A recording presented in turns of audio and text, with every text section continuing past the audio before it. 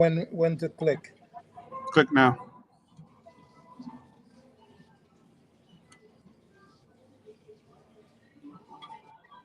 Okay, we're live on this one. Live on this one.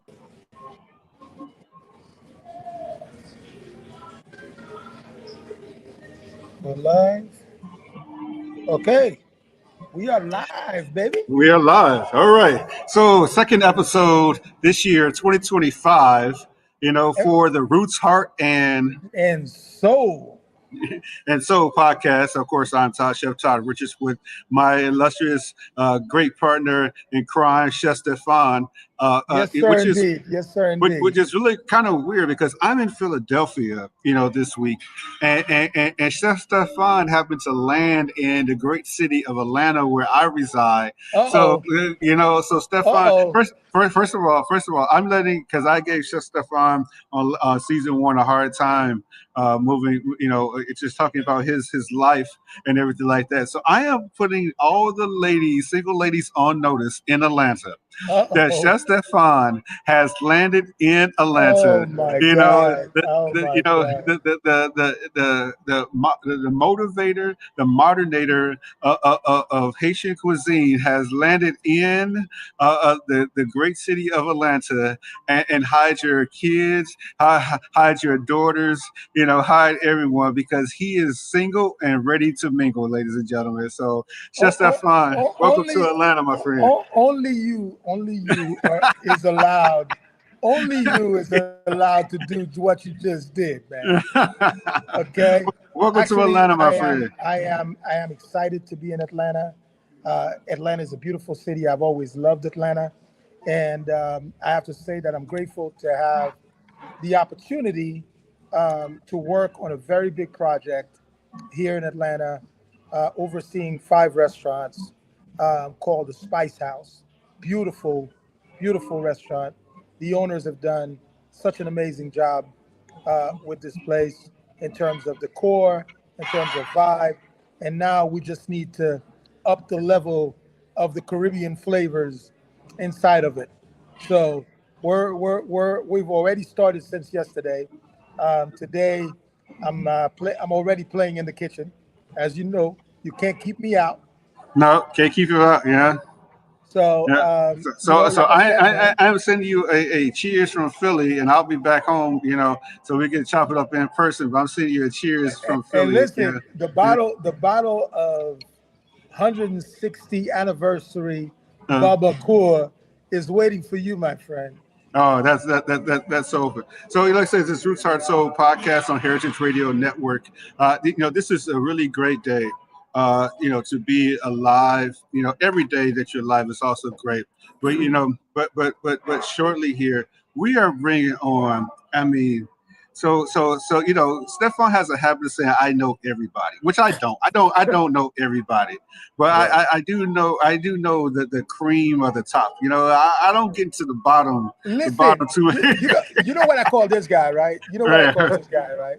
What's that? What's this guy? Because my meeting with him Uh, was absolutely exquisite at the Bay Haven Food Festival. absolutely. Shout out And to Sabrina Sabrina and and you know the Greg way Collier.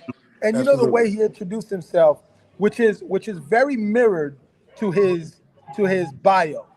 Right. He introduced himself with some fried catfish, Right. Oh my goodness. and Right. God damn, that was good Yeah. with that Creole It makes so sauce. bad stuff on. Like I turned around. I didn't want him to see me eating With two that pieces. Creole sauce Hey on top man, of that fried catfish. Let me tell you something. yo. If my mama was there, I would have slapped her. Oh Yeah. no, Yeah. come on, man. Come on, No. come No. on. We Listen. don't need that kind of violence. We don't need no black on black crime. Nah, man. But it was Yeah. beautifully Yeah. flaky Yeah. fried catfish with this Chef, I appreciate super y'all, man. flavorful Yeah. Creole sauce. Yeah. And that's how he introduced himself. And We then I we find out, right. and Go then I ahead. Go find ahead. out from you, but Right. Yeah. also find out from my own research Yeah. how badass of a chef this guy is. Yeah. And we didn't even say his name. We were talking about the food before we even say his name. Hey, you know what? That's a hallmark That's of a so great chef. appropriate. Yeah, That's that's a Ladies hallmark appropriate, and of a man. great gentlemen, chef. ladies and gentlemen, help me welcome soon to be a great friend, but Yes. an amazing chef, Chef Ricky Moore. Thank you for being here. Welcome to Roots, Heart and Soul. Chef Steven, Chef Todd, I appreciate you guys, man. Invite me. I'm always watching. I'm always watching from afar. I always stay real close to people, man, who I admire. So I appreciate both of y'all. Thank you for that introduction, and I really appreciate you picking up on that idea. All of us have been in this game for a long time, man, and what we do is what we do, and it's good to be recognized for your food first and personality second. All right. The food is a plus, and then get to know the man, the individual is a bonus. So I appreciate y'all inviting me here, man. I'm ready to have some real broad conversation about some real meaningful topics about our industry. Absolutely. Absolutely, absolutely. That's why Roots Our Soul podcast on Heritage Radio Network exists, because not only do we want to talk to people that we know, we want to also introduce the audience to people that we know that have equal platform to us. But sometimes we need that 6 degrees of integration, not separation, in order Absolutely. to make sure that we're all eating at the great table. So Absolutely. welcome. Thank you. So Stephan, go ahead and do the bio, my friend. Listen, this gentleman, North Carolina based, Chef Ricky Moore, is a Beard Foundation winner, Best Chef Southeast, and is the self professed North Carolina seafood evangelist. And that is a given. Right. That right there is a given. Let the church Chef Ricky say is the amen to chef that. owner. Amen. Amen again. Chef Ricky is the chef owner of the very popular Salt Box seafood joint, praised by Saveur magazine as the tiny but mighty seafood shack. Taking inspiration from the famous wet markets in Singapore and his native eastern North Carolina, Moore focuses purely on the food inspired by the Carolina coast and his traditional roadside fish shacks and camps. Chef Ricky is multi-award winner, many accolades, too many probably to count on, but he received uh, uh, an award from Garden and Gun, our state and travel leisure to discover. And in 2020, Saltbox was awarded 25,000 as part of Eat Forward campaign by Discover. Wow, that's fantastic, man. Now, now the Yeah, big thing is yeah, Chef Moore was invited to compete in Iron Chef back in 2020. Mhm. yeah. And I saw that episode, by the way. You did. And I Right. saw that episode, by the way. Uh-huh. Uh-huh. You put up a good fight, man. Yeah, yeah, yeah. You put up a So good fight, Wait, man. don't spoil it yet, because we're gonna get into that. We're gonna okay, get okay, into good. that. So I got some thoughts to share on that. yeah, we're I gonna got get some into thoughts. that. Yeah. So let's start this conversation. And one thing I don't think that people really understand Right. is that North Carolina has many different coasts or many different terroirs. You know, Absolutely. Yes. and let's talk about that first. Before, because I want to give people an understanding of the region, so then Right. they can understand the food even better. Because what Gregory Collier does, inside, Charlotte, it's totally different than what happens on the coast. So to tell everybody, what is the Absolutely. different kind of the differences of the North Carolina terroir. Okay, so very appropriate question is to jump off the conversation. As it pertains to North Carolina, and I was reared in Eastern North Carolina, so that's like the Inner Banks, so the coastal plains.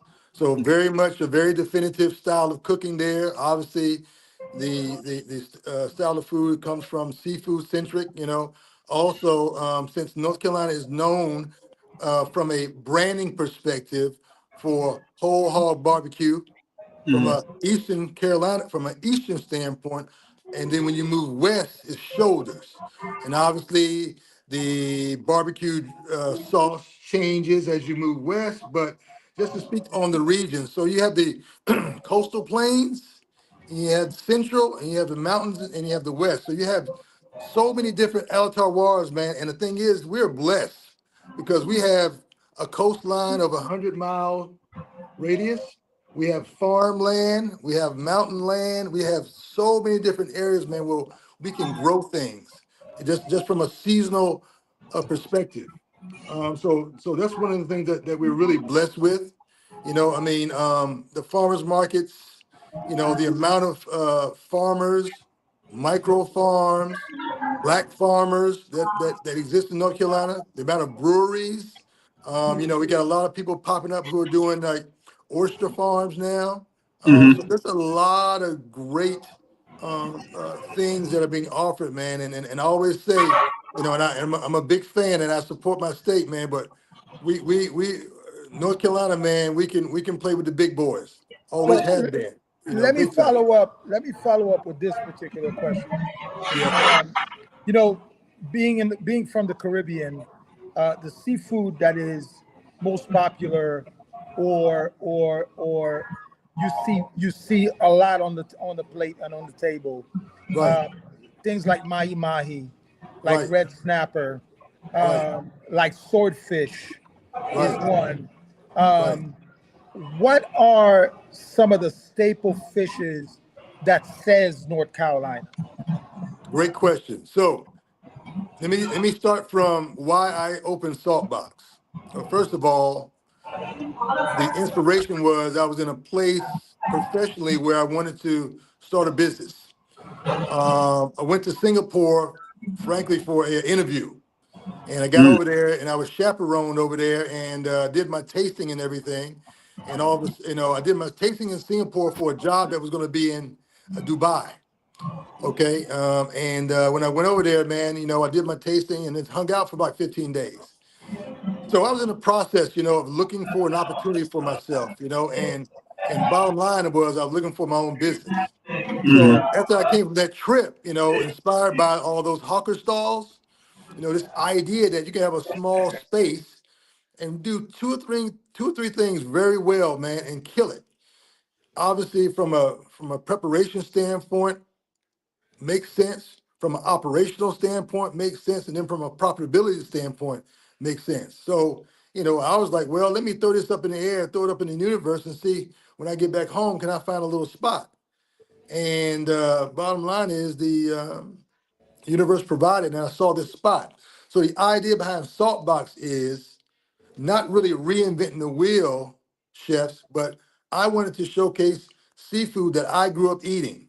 Now, there are some very standard things that are always being offered in a lot of restaurants. Not to marginalize them either, but you're always going to have a salmon, a red snapper, a Chilean sea bass, or whatever white fish. All right, that's standard.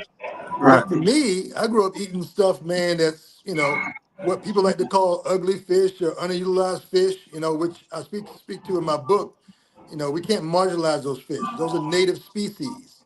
So things like red drum, black Mm. drum, bluefish, Spanish mackerel, hogfish, croakers, spots, prophet fish, sugar toads, aka Yeah, what is it? sugar toast. Yeah, yeah.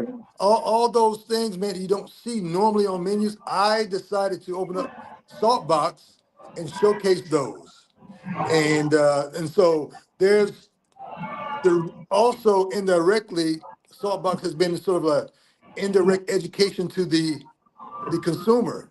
People know, man, when they go to get seafood in North Carolina in particular, what they think about is, and what's normal is flounder, shrimp, and oysters. Done. Right. Now, if you really into eating real local, you eat whole or bone fish, croakers, spots, hogfish, butterfish, whiting, that sort of thing.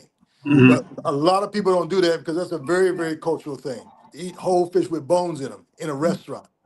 Right. So my goal was I had to offer those things that people knew, but I also had to have a menu that I wanted people to trust me. And so, in order for people to trust me, I had to have the stuff that they knew and then have some other offerings. And I indirectly taught the consumer, man, that there's a seasonality when it comes to seafood. There's Absolutely. certain things that swim different times of the year. They migrate. And so, that was a whole nother thing that I used to, well, I still do, but kind of teach people like, just like in produce, right? You don't want to eat a peach in the wintertime unless it's Right. been canned or pickled or, preserved some way. But, same thing with seafood. A certain time of year, you cannot eat flounder. Certain time of year, you shouldn't eat oysters. But Scallops or obviously, anything else like that. Right. yeah, absolutely. Mm. So that those are the different species that I talk about a lot of time. Or even I got on the menu, and the beautiful thing, gentlemen, is that over the last 12 years of being in business, I have educated people indirectly, not force fed folks, but now when they come into the restaurant, they ask me, "Hey, when is such and such coming in season? When is this coming in season? You Wow. got any more of that bluefish? Man, I Yeah. love that king mackerel." That's a beautiful thing, man. That's a beautiful thing because once again, still in my efforts to try to co-brand North Carolina in addition to the barbecue. Hmm. I mean, we are a barbecue state. That's what our, people think about North Carolina, you think about chopped barbecue, right? Right. And so for me, I've been trying to co-brand the state and have them think about North Carolina the same way they think about South Carolina, the same way they think about Maryland in terms of the seafood, because we have a ton of seafood offerings, man, that people should know about. So let me get this nerd question, because we are great at being self proclaimed nerds here, Yes, and really the stigma of not eating bone-in fish, come from, because when you cook it whole, it's actually safe. But what we say in the world, of meat, that if you have a bone-in, ribeye or tomahawk, all these things like that, that provides flavor. Where right. do we lose that cultural reference to bone-in, unless it's a whole fish? Now that might be something totally different. But just in the Right. general vernacular, why do we think we went to just honestly a whole bunch of filleted fish and not including the bone? Well, I honestly think, man, there's a cultural component that goes with this. It's acceptable to see a whole red snapper in a restaurant. That's what we've been taught to receive as, okay, I'll eat a whole red And recently, snapper. Bronzino has jumped into that realm as well. Absolutely. Yeah, yeah, Okay, absolutely. good. Yeah, bronze in. But yeah, those fish have become acceptable and not perceived as bony. I mean, obviously, anything smaller than that is perceived as bony and challenging and hard to navigate. Those of us who grew up eating it, we know how to eat it. I mean, if you go outside of this country, it's normal to eat a small rouget, you know what I mean, or a small little fish, man. And obviously If you you grew up eating canned sardines, I mean, the bones absolutely, are tender, and it's just And part of. and Yeah. in the absolutely, islands in Haiti, we take kingfish and we cut them like steaks. yes, There is a absolutely, bone. There's a bone that stays attached and that does the contour of the fish of the right. piece Absolutely. of steak so that it holds it together. That's right. And you flour that and you deep fry it Yep. or you cook it in. Oh my God, it's one of the Yes. most I mean, beautiful things oddly in the enough, world, man.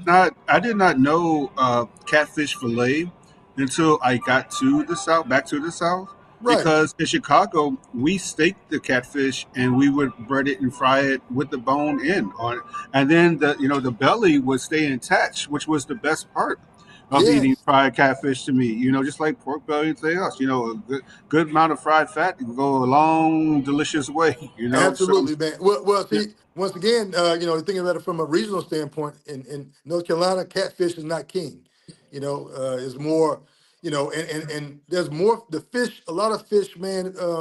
Frankly, from a coastal standpoint, I'm not talking about like in the mountains, because we got the coastal shacks, and then you got the mountain fish camps.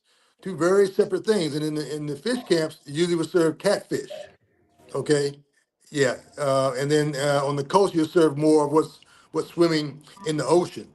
But I wanted to go back to this whole bonefish, whole fish thing because, like I Mhm. said, man, there's a lot of like I said, it's a cultural thing. Those who grew up eating fish with bones in it, they enjoy it. Those who don't are intimidated, and those who probably don't like it because there's been some trauma involved in that. They Mhm. probably tried it before and they ate some, and maybe they got choked. or it wasn't pleasant, so they scratched it off. Never going to eat it again, man. That was unpleasant.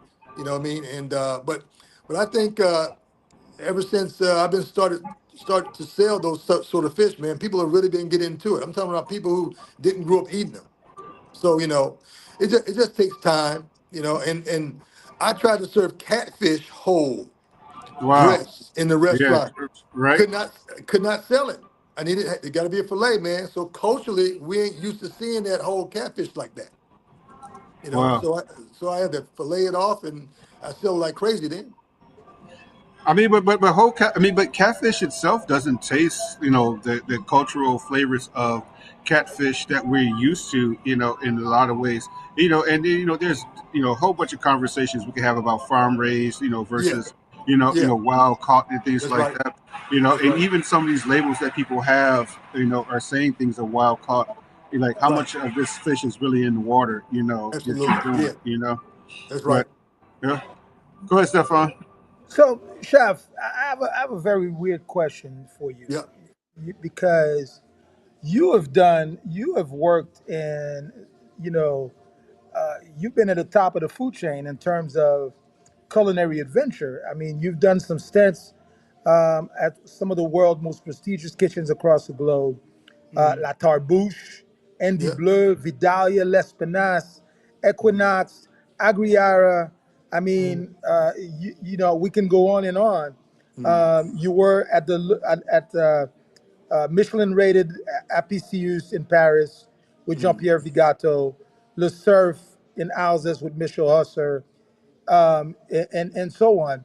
mm, What would make you go from being at the top level of your game mm.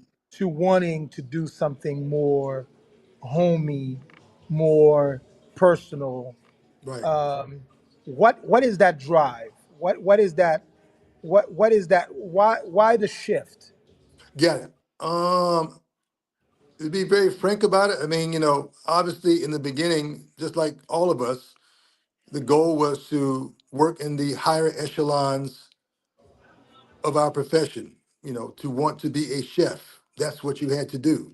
You find out who is the best and you spend time in those spaces and learn why they are the best, So, and you do that, as you evolve in your career. And then, as your career evolves, you start to change. I started to change. I started to think about what it would mean for me from a business perspective to open a eatery. Okay, regardless of what that eatery was, I started thinking about it from a standpoint like, yeah, I spent time in all those spaces, but at the end of the day, now, what does that mean for me to open that sort of venue up and be successful?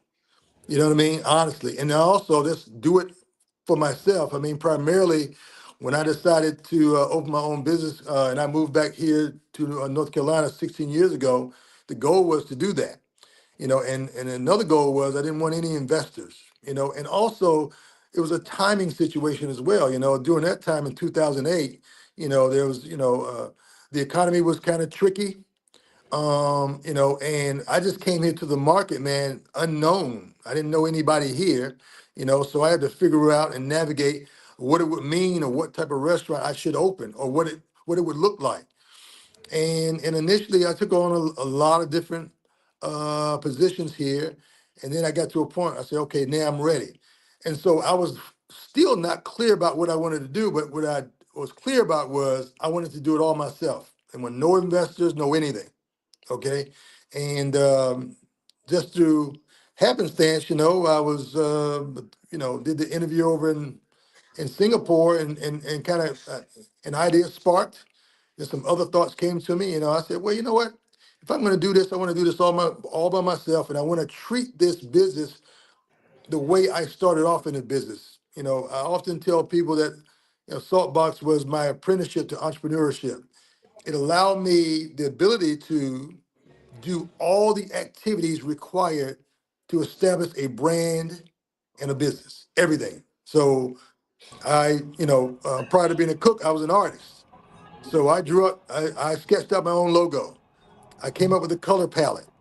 I came up with the storyline. I grew up on the coast, so seafood was already always there. The location dictated it as well.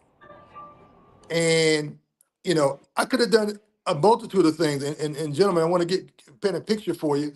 My original location was 205 square feet. So it was small. It was a walk 200 up. square feet. I think my hotel room is. That's what I'm saying, man. That's what is I'm Oh saying. boy. yeah. It was a walk up, and so Yeah. just to make sure I hone in on your question and answering your question, um, all of that experience I've acquired is with me. So in my mind, I'm thinking, okay, cool. We're in 2008. The economy is what it is. People still want quality. I got to do something that can connect with the masses, but still deliver on what I know as a crafts person. Bottom line is, I can cook a bologna sandwich, man, but I'm gonna put all of what I know into that, and it's gonna be special. That And is I, beautiful. yeah, and I can connect with everybody on that sandwich. So for me, this fish joint or fish shack, or you know, it was sort of like a combination of me, all of what I know, and then applying this regional ingredient, bringing it to the masses. Not reinventing the wheel. I'm just saying, okay, here, I'm going to offer you a little bit something different. You may not never tasted bluefish before, or king mackerel, or Spanish mackerel, or all these other species that you never see on menus. And I took the chance, man. And the reason why I transitioned from the highbrow fine dining, because like I said, I wanted to open my own business, and the cost to do that is tremendous. Okay. Let me ask you a question, and sort of retort, to Yeah. that. Yeah. Is that though the establishment may not be, the table iron tablecloth, and the Right. Rito China and everything like that, what you're Right. doing with the seafood, Right. is equally of of importance and of significance to a fine dining restaurant, And, Yes, by sir. only cooking it but educating the diners as well. and Absolutely. it demands a certain level of skill to be able to put it out the correct way. All those Absolutely. different species of fish at one time, right? Yes. Yeah. Absolutely. And thank you for saying that. That was the goal. The goal was, I didn't. The perception was, you know, man, Chef Ricky knows this, that, and the other. Why is he doing? Let me tell you this. The place, my original location, was ignored. Nobody cared about it, man. It was just a lonely place on the side of the road, until I got it. And like I said, gentlemen, you don't know the inspiration I got. Because, sometimes you get to a point too in your career, man, when you get bored. And I Yeah. got bored. I got bored of being, executive chef here, executive chef there, okay, same old, woo, woo, woo, whatever. And so when I opened this place, man, I got the same feeling as I did when I entered the business. Oh, that was addictive. But Okay. was the boredom in not in cooking? Was the boredom in interpreting someone else's perception of food, and you now having your own, your own canvas. You're an artist, I'm an artist, so I get it. Your own canvas to draw on, Right, your own stove to light, your own fryer to put the oil in. Was that right. where the boredom subsided? I guess if I can think about it deeper, I got bored of being in somebody's employee. Okay, I, that I, that get- that's I, that's I'm, I'm, keep, 100%. I'm yeah, yeah, yeah. Yeah. I mean, you know what I mean? Like, I've always been creative. I've always been thoughtful. I can move in any cuisine, any style. Real comfortable with that. But I just, you know what? I needed. You get that feeling inside of you. Say, okay, I'm ready now to do this. And I was in a place of clarity where everything came into place. I took this trip. I came back home here. I started doing a recon around my neighborhoods and around the city. I found this spot. I went in and asked for it. And so things, everything came together. I went into it, man, with a very low investment. Right. Right. My rent at the time was super low.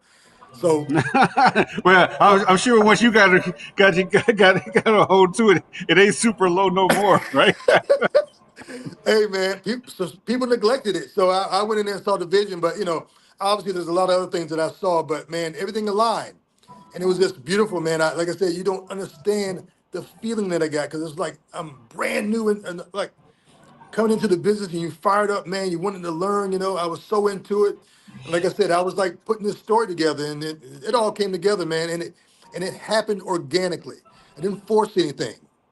Things happened organically and, slowly the community fell into and, I can go on and on about a lot of other details, but I want to give you the kind of base, but Yeah. that's that's how it happened, man. And 12 years later. That's great. Todd, Chef Todd Richards, Chef Stephan. We're here with Chef Ricky Moore on Roots, Heart, and Soul podcast on Heritage Radio Network. Chef Stephan, kick us off for the second 30 minutes of this wonderful conversation with my good friend. You can say I don't say friends too much, I know, So, I know, I already uh, know he's your good friend. yeah, right, yeah, All yeah. right. Sorry, I dominated the conversation. This The guy, question. this Right guy, on. this Yeah, guy yeah, is so yeah. well connected. Come Listen, on, man. I just follow his lead, man. I'm cool Nah, That's with right. that. That's right. nah. Okay. Hey, hey, hey, hey, hey, hey, I'm like I proud, said, and I'm proud when he introduces me, you know, yeah. as his brother. So that's Right even on. that's another conversation. I love it. Is the power of being the king or being the kingmaker? That's yeah. You know. Love that. Love it. Love So it. Kingmaker. when he introduces me as his brother, doesn't introduce me as his best friend anymore, just his Yeah, brother. yeah, Right on. I'm happy to be that. yeah. That's perfect. That's perfect. Uh, Chef, when I graduated culinary school, Mm, one of my biggest dreams right. was to go to Paris Mm, and work in various kitchens, do my internship in Paris. mm. I won't say unfortunately, but I made the decision instead of joining my wife that was already in the military, Uh-huh. and I went that route instead. And I know Yes. you also have given a lot of your time and hours to the military, to the U.S. military as well. Yes. Um, Yes. so and in retrospect, I missed on that opportunity to learn not only French cuisine in Paris and work with top chefs in the game, but at the Yep. same time, I became the executive chef of the Officers Club, um, first in Nebraska and then Nebraska. in Utah, and Okay. that to me probably was the one of the most fulfilling moments of my career. Okay. Air Force, right? Air Force. Okay. Yeah. Nebraska and Utah. Yeah. Because And I was I you know I received the medal the medal of service from the first 4-star black general of the United States Air Force, the bravo. chief of Bravo. staff. Fantastic. So, Salute. Salute, man. and I know you've spent some time in the military as well. But what Yes. was it like? What was it like this experience in Paris, in particular? And then tell us a little bit about your service in the military. Okay. So just like all of us, during that time, it was coming up in the 80s, I guess. Yeah. You know, you I guess one of the blueprints was Patrick Clark. You know what I mean? Absolutely. I mean, that bottom line, like, you watched who looked like you and you saw what you saw. And Patrick he was everything. He was everything. I mean, spoke fluent French, ran two restaurants simultaneously, killing both of them at the same time. That was it. So I was like, yo, let me go over there and see what's going on. Let me understand what it means to spend time in those spaces. Let me understand why they define that as a Michelin star. What does it mean? Is it the food? Is it the people? Is it the mentality? Is it a combination of everything? So for me, it was a very exploratorial sort of activity. I wanted to go do it, and I put up my own money. I paid for everything. I didn't ask somebody for anything. I sent letters at the time. So they picked up the letters and they said, "Hey, come on over. Hey, you want to work for free and pay for it? Sure, come on over." Obviously, for me, I saw the value in it. So it wasn't like anybody was like taking advantage. Oh, I chose to do that. I But would have done the when I same thing. Yeah, but when I went over there, I made everybody accountable though. I wasn't just there hanging out peeling carrots. I made sure that I was working in spaces and learning techniques and learning ingredients and understanding things. So when I left there, I got my value, you know. But for me, you know, what I understood was it was a culture and a behavior in the kitchen. That's what made it different. Mm, You know, I mean, ingredients are ingredients. Okay, you put ingredients in front of certain folk, you know, if they have a certain behavior and a mentality on how they handle them, you know, they're gonna come out different. So that's what I picked up, you know, in all these Michelin starred environments. It's really, you know, and frankly, you know, you had some personalities that were kind of whack, but it was, you know what I mean? You know, you think you go over there, man. Everything is so you know, pageantry and shit. Nah, man. There's mm, some jacked up people in there, but they learn how to put the food out. You know what I mean? And I'm not knocking any culture. I'm just saying we all know the characters in the kitchen. Okay, so you absolutely. know, yeah, it ain't no big deal. But yeah, man, I just picked on like, wait a minute. The only difference is from this Michelin star restaurant and a high end restaurant in America is the behavior. If everybody in there shares the vision Hmm. set forth by the leader, i.e., chef, sous chef, chef de cuisine, owner, and they all share that vision, that's Michelin star cooking, period. Without even having been given a Michelin star. If everybody has a specific behavior and they share in it, and they want to deliver at a high standard consistently over and over again, that's Michelin star work. But we see that just even in our own family cooking, where Yeah, Thanksgiving dinner happens, and this person only person that can make the sweet potato pie, that's and this right. person over here can make the dressing, and That's this right. person here can only make the greens. What I Yeah, think we've mastered is that we've taken all those recipes that we've learned from them and put it forth in one uh, one recipe book, right. or in, like old school when we had index cards and we had to write Yeah, those things down, that's right. down from that standpoint.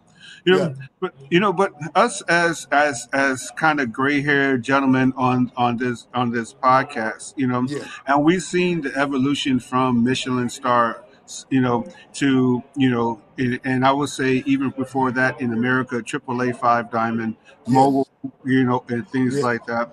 And right. now we see it progress not only to the Beard Awards, Yes, and things like that, which you are one of seven, I believe, to that looks like us, talks like us, that won, won awards, especially in that category. yes, I'm not quite at the Susan Lucci station of life to being nominated so many times and not have won. To right, see somebody right. else that looked at me as one, that's celebratory. But Yes, my question is that we have these brethren amongst us, and we have these youngins amongst us. yes, And Stefan's talked about you being on Iron Chef. Like we were on Iron Chef in yeah, 2007 or eight. yep, And one thing that I try to consistently get them to understand that right. it's made for TV. Yes, absolutely, Yeah. absolutely. Yes, sir. And could you just kind of, without, destroying our NDAs or anything like that that we all have to sign, Right. but to just give people an understanding of what is something made for TV and compared to what is actual restaurant cooking. Got it. Well, I mean, just like anything else, you know, in the advent of Food Network and TV, Food Net, all these sorts of things, Top Chef, you know, I mean, bottom line is it's entertainment. Okay, that's what all these shows are. It's entertainment, and to the detriment sometimes, gentlemen, of our craft. I'll speak loudly about that. You know, a lot of us have spent time doing this, and we want people to appreciate all the time spent learning fundamentals and learning how to cook, and then really being a professional crafts person, right? You know, and a lot of times I think as they are entertaining, don't get me wrong, but that's not our reality. You know, I mean, I am in a place now professionally, and maybe you guys share the same thing. I'm trying to uphold our profession. I'm trying to put us in a place where this is a noble It is a noble healing. profession. It's It is. noble. It is It's absolutely. not. It's not to be taken lightly. No. I mean, we're stewards now.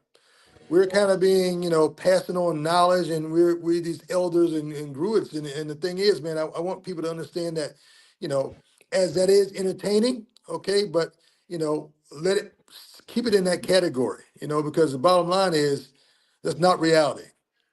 It's not reality. It looks good on television. I've watched it myself for entertainment purposes only. But the bottom line is, I want to see more of the generation really spend time, frankly, being craft people, but also being owners of their businesses.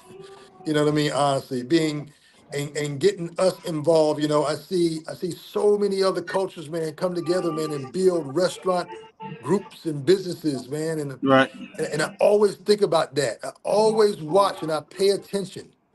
Okay, we have obviously contributed so much in terms of American cuisine, and then also we taken back and take ownership of all our contributions. But a lot of times, what I want to see moving forward is, man, like really paying attention to us together. Um, like a real quick story. Used to work in a hotel. We hired someone from Cambodia. J1 visa, all this sort of thing. Very mild mannered person, took care of business. Um, you know, we brought another family member on, and they all worked together and they took care of each other. And after 6 family members came in, everybody had a job, everybody had a home, everybody had a vehicle, and then 6 years after that, they opened their own business. You know what I mean? Well, yeah. Like, uh, I'm sorry to get off on a tangent, but I wanted to No. kind of No. No. speak to No. that. No. No. No. I No. want to Chef. kind of No, we want speak to to we that. want to hear that. Yeah, That that's we important. we need to hear that. We Yeah. need to hear that. I love the fact, gentlemen, that we celebrate our food and our contributions, but I also feel like we need to spend time figuring out how to help each other build restaurants and build those restaurants that sustain, not just, flash in a pan. That means also that we got to find people that look like us who see the value in investing in us. These restaurant, these these uh, dangerously difficult businesses to keep open. Just to be honest I about mean, it. I agree with you. I mean, one thing Stefan and I talk about is just starting a corporation and putting all Yes, these LLCs under one corporation and put all our yes, stuff together and make our purchasing power. We're all buying absolutely. gloves. We're all buying fryer oil. We were all Yes, buying eggs. We're all buying butter. that's right. Just so why wouldn't we combine our purchasing? It doesn't matter what your cuisine, your restaurant is. Right. Those No, basic necessities you're going to need. Yeah. absolutely, absolutely, man. And look, once again, I just I've been trying to think about, is there a black-owned food service? Oh yeah, there's a black-owned food service operator company in Washington D.C. Um, they have their portfolio is pretty extensive because they do college feeding, like that sort of thing, contracts, but also they have restaurants in DC. Um, Thompson Hospitality. Okay. Yeah. Yeah, that's Yeah. yeah, Thompson Hospitality. Yeah, Mhm. uh, that's the only one that I know. And I'm like, I feel like we need more, you know, of those sorts of companies. Like I said, frankly, to help young chefs, young black chefs, because there's a lot of talented people out there. And I think one thing though is that we've adopted some of the practices, uh, whereas we have more personal chefs, quote unquote personal chefs, yes, going and so they want to control their own time, yes, and things like that. But they right, don't understand the brigade system. I mean, some of them I agree need to be personal chefs because they can't work with anybody else. Don't get right, me wrong. Some of them need to be on their own, right, in their right, own right, places. right, right, But right, but right. but having to the business side of it, I know we're you know I'm moving in glad some you. direction. I'm But glad you having brought up. single unit LLCs Right, in the restaurant business is not helping us as black and brown people right, one way, and is not helping us as Americans in another way to have that many single unit LLCs. Yeah. right. I'm really And glad that you brought up that topic because it keeps reminding me of this quote um, from Martin Luther King.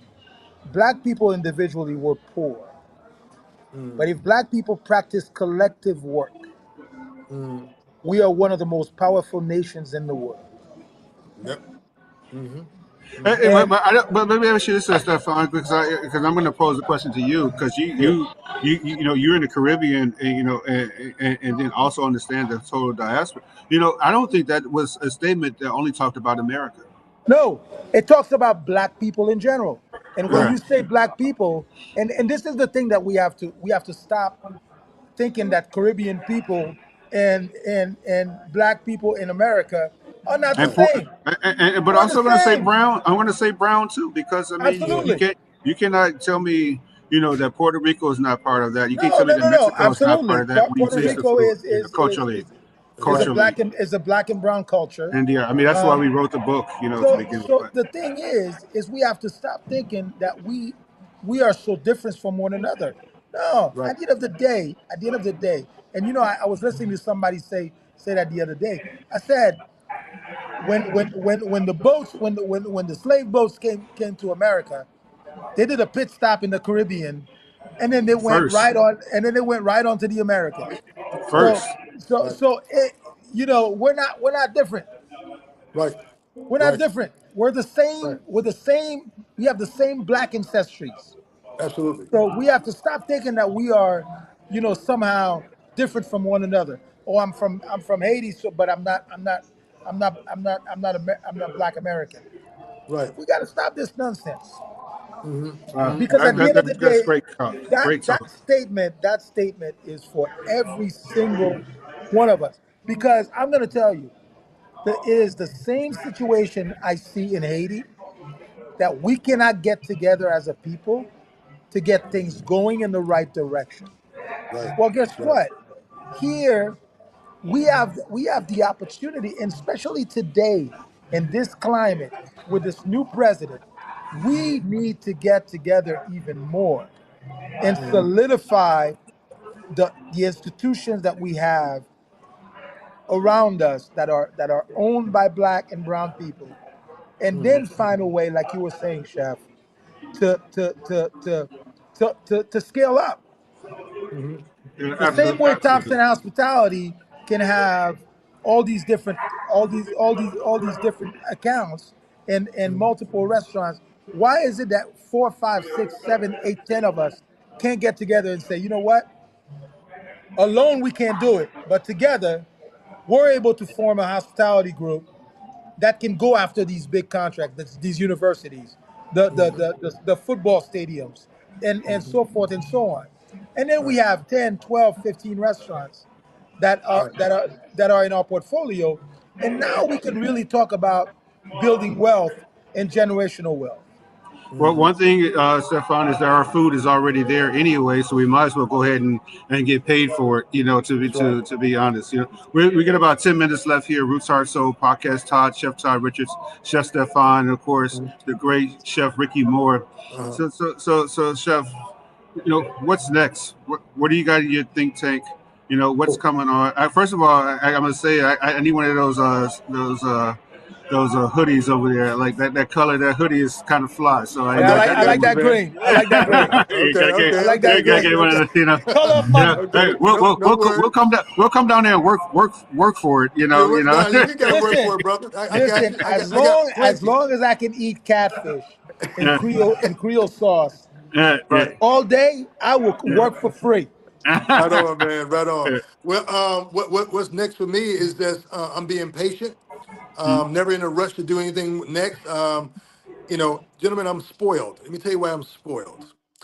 I've been able to have my own business, and initially, my first 5 years, I had an extremely low rent. So, I should have owned a thing, but now I was able to transition to my second location, and now I'm the landlord and the tenant.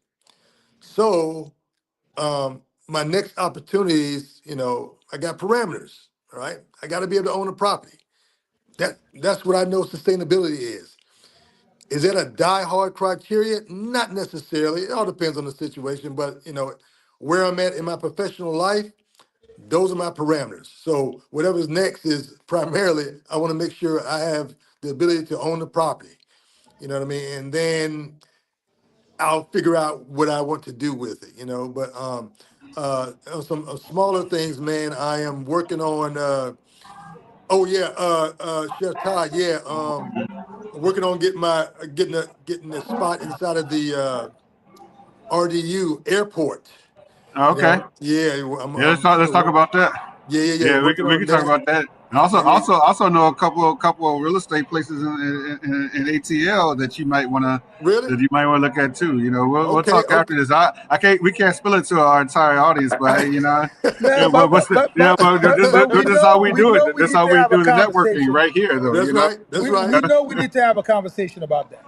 Yeah, Yes, yeah. yeah. And also, I'm gonna this year rolling out some, Salt Box has been a pretty strong brand, and so now I'm gonna roll out some retail product lines. So cocktail sauce, tartar sauce, mustard sauce, seafood breader, just taking my existing brand, man, and creating revenue streams, stuff like that.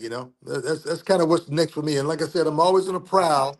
I'm always trying to figure out like what's next. And like I said, my parameters are, got to own that property, Chef, because we're getting close to 10 minutes to the hour. okay, got it. Before we get into some of the details in following you and so forth, you have a book Yes, that you put out. yes. Um, tell us a little bit about that and what was the inspiration behind the book, and also how do we get a copy? Okay, okay. The last question is, I send you guys a copy, no big deal. So that was my first book. Okay, and I did not. I wasn't used to writing a book. So this was from the UNC Press. So it was a starter book for me, and the inspiration was the restaurant. So I had a small restaurant that I established. So I did a small book. So once again, this is a training exercise for me. I've never done that activity or had to think about doing that activity. So to get into it, I want to do something small. And once again, my restaurant being 205 square foot, I said I'm going to do a book inspired by this little place. So a little book, little place. But it had a, a very detailed information about local North Carolina species. So I spoke to local stuff. I spoke to regional recipes, and I had a couple of recipes in the book that as shrimp and grits is to South Carolina, rockfish stew is to Eastern North Carolina, right? Trying to make those connections. A lot of little stories and anecdotes in it, So this was another one of those exercises, that I needed to go through, And the book is about Saltbox. It's about me, but it's also about celebrating North Carolina seafood and North Carolina fisher folks. I use the term fisher folks because there's men and women who are fishing. So that's what the book is Bro, about. that's just amazing. Alone, like men and women, because I don't think that people understand how many women are out there actually in these boats, in these Oh, ships, on these absolutely. docks. You know, Absolutely. and Absolutely. not only on the side where they're cleaning the fish, but actually catching the fish. Absolutely. Yep. And pulling oyster traps and all that stuff. I mean, it's just such a brilliant way.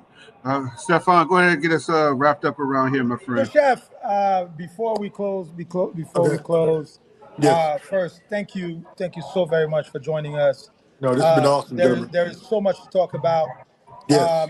and we'll have to bring you back. Yeah, But I need some more time. I need more time, man. Yeah. Oh, don't worry. This is season two. We got this two and is a season half, two. We'll three, be bringing you 4, back. 5. So yeah. And then we have to find a way to have you and Todd at Chef Todd join up in North Carolina, Yeah. not only for his book tour, Yes, absolutely. but Yeah. also to do an event together, because I think you two in the kitchen could make Miracle come out, Dude. even better than what it's supposed to be. Okay, so real quick. Cool. Yes. Chef Todd, by all means, I done had several chefs come to the restaurant, man, and do cookbook dinners, man. Hmm. Kenny Kenny Kenny Gilbert, Gilbert, yeah. Kenny Gilbert came. another Ritz guy. He was at the Ritz Sarasota while I was in Atlanta, so we That's go way right. back. Yeah. Yeah. Yep. He came there, man, when he did his book, man. Had a fantastic time. We got everybody involved. We got local plates. We got Mm. everything, man. So it was a beautiful thing. And I had another gentleman come. He did a seafood book. Same thing, man. So we do those well, and we turn out. Yeah, All right, people that's great. come. So Yeah, people. let's talk about getting you guys together. I'll send you. We'll talk on email about that. Okay. Um, but where can our followers listening to you tonight follow you and learn more about what you're doing? So all platforms, IG at Chef Ricky Moore.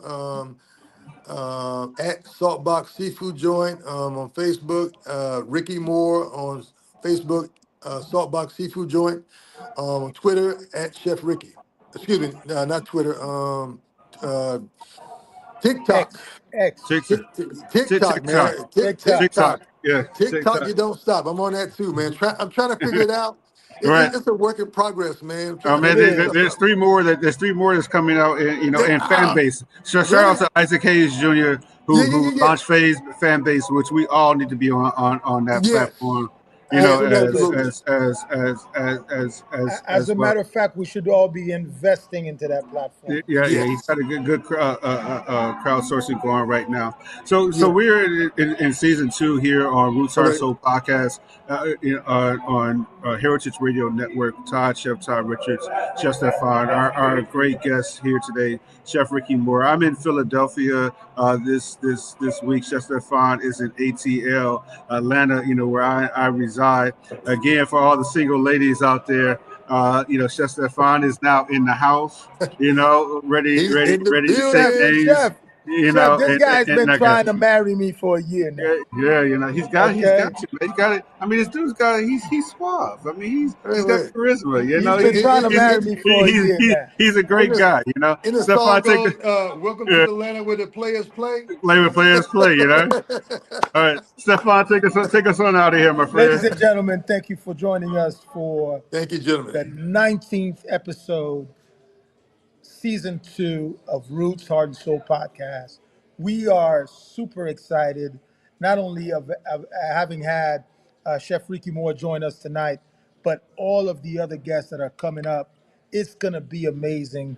We have so many great talents who are going to share their stories, who are going to talk about what they're doing, and we at Roots Heart and Soul, Chef Todd Richards and Chef Stefan, we are here to not only elevate but to make sure that our story is being told by us. So join Right. us next Tuesday, Right same on. time, same channel at rootsheartandsoul.podcast. You can follow us on YouTube. Please make sure to support us by following, for liking, and sharing. And, Yes.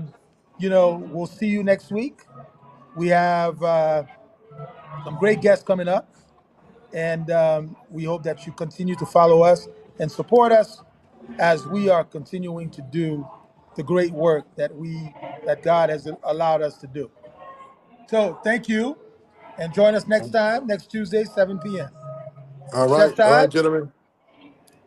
You're listening to Roots Heart Soul podcast on Heritage Radio Network. All right. Beautiful, gentlemen.